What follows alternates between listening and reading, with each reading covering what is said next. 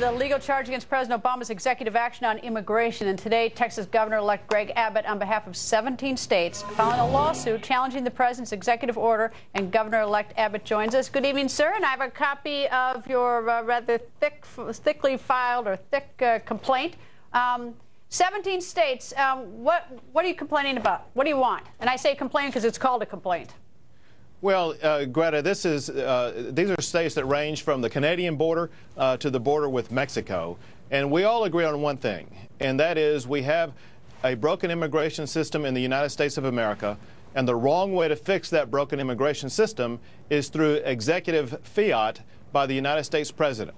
The Constitution sets out the way that issues like immigration are to be addressed, and that resides with the United States Congress. And what Barack Obama did in his executive order was to take the place of the United States Congress and create legislation himself, and then try to impose that legislation on the United States. All states joined together in rejecting this overreach by President Obama. All right, I take it that the states that have all joined have Republican governors or Republican attorney generals, or do you have any Democrats in this? Well, Greta, I visited with you a couple of days ago about the possibility of me filing this lawsuit. And since that time, we were able to talk to 16 states and get them to join. I anticipate seeing more states join with this. If you recall our lawsuit challenging Obamacare, we began with 13 states and wound up with 26 or 27.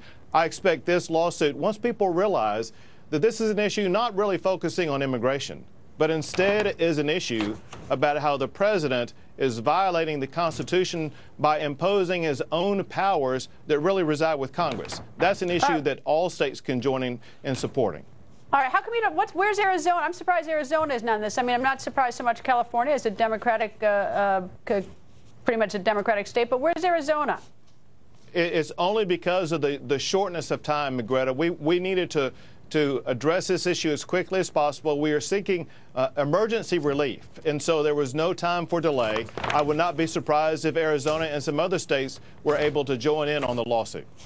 All right, well, you know, with all due respect, they can pretty quickly read this. I did this afternoon and decide whether to join it or not, but whatever. All right, so it's filed in a district court, Southern District of Texas, right? Greta, it is filed in Brownsville, Texas. That was the epicenter of where we were having people come in, and these children and mothers coming in, 1,000 people a day across the Rio Grande River. And so being that that is the epicenter of where this happened in the country, we thought that would be the appropriate place to file this lawsuit. All right. And I guess time is of the essence why you asked for injunctive relief. I mean, this will presumably be faster than a routine lawsuit. When would the federal government have to respond to this? We expect the federal government to have to respond in about 2 weeks with the court setting an aggressive timetable. And there are several reasons for that. For one, Texas earlier this week made an additional multi-million-dollar appropriation to deal with the consequences of this action. But second, we will ask a court to rule before the effectiveness of the order that have been issued by the agencies that are fulfilling what we consider to be Barack Obama's illegal executive order. Well, it'll be fascinating to find out what happens. I hope you come back when the government responds. And, of course, I expect that you'll get a decision rather forthwith after they respond. Governor-elect, thank you, sir.